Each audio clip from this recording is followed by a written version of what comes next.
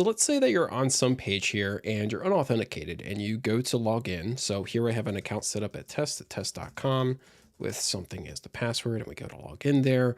We're redirected back to a page, but it's not the exact same page that we were on previously. We were on some page, but we got redirected back to this jumpstart page. In most cases, what would be ideal for our users is to take them back to the same page that they were on before they logged in so that they can continue whatever it is that they were trying to do. And there are several different ways that you can actually go about this, but the approach that I like to take is to use the requests refer as a forward path from the page that we're actually going to be redirecting from. So for us, that's going to be our login or register page. We're just going to focus on the login flow here, as register would be the exact same. And what we can do is define a variable up here at the top of our file, or you can even do this inside of the controller called @let forward equals, and we can grab this directly off of the request. So request, this will be header, and we can reach through to the refer. AdonisJS provides refer as both the correct spelling and the one defined in the spec there. Then with that, what we could do is set this as a hidden input. So input type hidden, give it a name of forward so that it goes up with our form's payload there, and set the value to our forward value. Set that to an empty string there if we do not have a refer come through with our request. If they come straight to this page or they have the no refer associated with the request, then the request will either be empty or obfuscated from us. So we won't always have a forward header to rely on, so we can set that to an empty string in those instances. Now, we're not quite done yet, but I want to inspect exactly why we're not done. So let's jump back into our browser here. We're on some page. I'm unauthenticated. So let's go into our login and let's fill our form out. So test@test.com, and I'm going to type something invalid in as the password. Before we submit this though, let's right click and inspect and check out our hidden forward value. So right now it's set to some page correctly. Let's go ahead and log in though. We get redirected back here because I provided invalid user credentials. Let's go ahead and inspect that hidden forward field now, and you'll see that it's now set to /login rather than /some page. What we want to do is persist that previous forward URL rather than resetting it to the login page after we have an invalid submission attempt. And thankfully, AdonisJS provides those to us via Flash messaging. It's the exact same way that we already have our email pre-populated here from the previous submission value, and then the passwords being obfuscated away from that for security reasons. So if we jump back into our text editor here, what we can do is reach through to those Flash messages to grab the old forward value to keep it with this new request. And there's a utility for this called old. And all that we need to do is pass in the field name to this. So that's going to be forward. So with that said, if we give this a save, jump back into our browser, let's go ahead and go back to our some page here to solidify that as our referrer. Go back into our login and I send this off. So test@test.com. I'm going to do something invalid there as a password once more. Log in. Okay, we got redirected back with our invalid password. Let's check out our forward URL, and now it is still /some page, exactly as we want it. Perfect. So we're done with the front end portion of this now. Let's go ahead and jump back into our text editor because we need to add the back end portion in. So let's jump into our app directory and let's start with our validator. So we'll go into our auth validator here. We're just focusing on login. So we'll get to the login one, and we want to add our forward field into this. And I'm going to set this as vine string optional. We don't want to require a forward URL for those instances where it might be empty. And we also, or at least in my opinion, you don't want to validate this as a URL either, because in the instance where the forward value provided to us is invalid, what I would prefer to do is just to ignore its existence altogether rather than return that back to the user saying, hey, the forward URL that's hidden from you is invalid. So we'll omit the URL validation from that so that we can just ignore its value altogether if it is invalid. We'll do some manual validations here whenever we go to implement it. So next, let's add in a service that would accept that string in. So let's right click our services, and I'm just going to call this request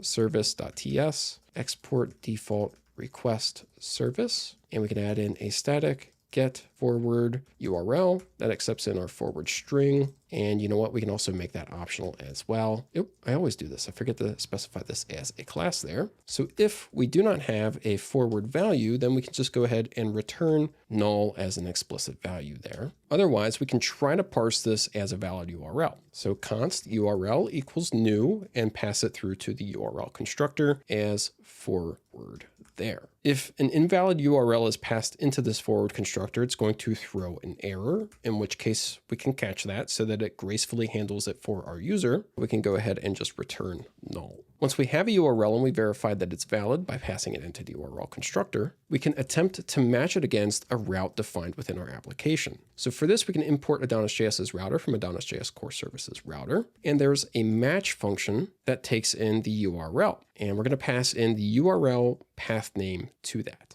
The second argument that this accepts is the HTTP method that we want to match against. So for us, that's going to be get, since we are redirecting the user somewhere with this forward URL. We don't want to redirect them to a post or put or patch or anything like that. So if a route match was found, then we can go ahead and return the URL's path name plus, and then this is up to you whether or not you want to keep it, the URL's query string. Otherwise, we can let this fall out and just return null altogether. So to walk through this again real quick, real simply, if we do not have a forward URL, we're just going to kick back null. Then inside of a try catch, we're going to attempt to parse the forward URL as an actual URL to get an instance of that URL so that we can use it to pass through the path name to AdonisJS's route matcher. And we're also going to limit that to just looking at GET requests. If we got back a route match from our defined route definitions, then we're going to go ahead and use the URL's path name and query string as the final forward URL that we'll use.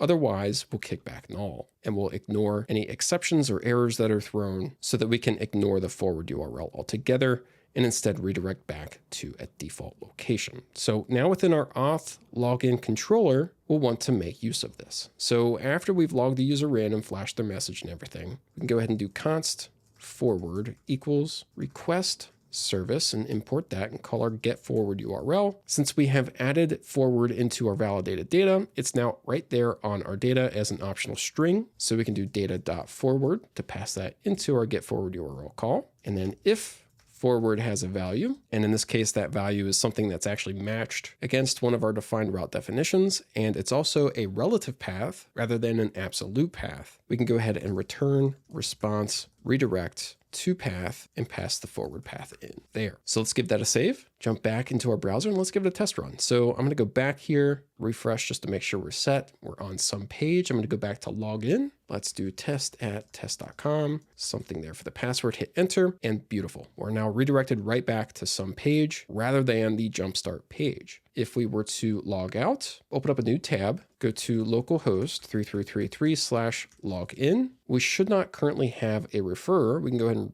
verify that by inspecting real quick. And indeed, our forward URL is empty. So let's try sending this with an empty forward URL. So test@test.com, something, hit enter, and cool. Our default's still working okay. We're taken to the jumpstart URL. Now, in the event that the forward URL that we're providing is a relative URL, currently with how we have things, that's going to end up getting ignored because the URL matcher expects an absolute URL, unless it's provided a default base URL. And that comes through as the second argument. So this would look something like, in our case, HTTP, localhost 3333, and that would get appended onto the forward URL if it's missing it. Since this is going to be different between localhost and production, what we can do is pass that into an environment variable. So let's dig into our .env. I've removed the SMTP here just because I have those set to Mailtrap. And let's add in one called app domain and set this equal to HTTP, localhost, and then we can dynamically add in the port from the environment variable value by doing $, and then curly braces with the port value in there. And now whatever port gets assigned to our server at runtime, if 3333 is consumed already,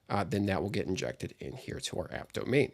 Awesome. So let's go and jump back into our request service and swap out this hard-coded string now with our env, import that from start env, get. And we don't have this coming through via our autocomplete at the moment because we next need to define that within our start env.ts. So within here, I'm just going to add this with the other app key as app domain, env schema. And I'm going to set this as just a string due to how we have that port being added in there. Go back into our request service now, and via our autocomplete, we should see our app domain inside of our environment variables. Perfect.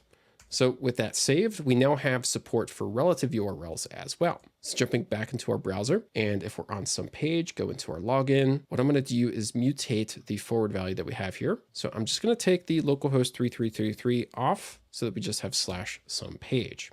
If we do test@test.com and enter our password in, hit enter to submit, perfect. Now our relative URL is redirecting us back to some page correctly. So awesome. Now we're able to forward our user back to where they were after login using a valid matched route inside of our application.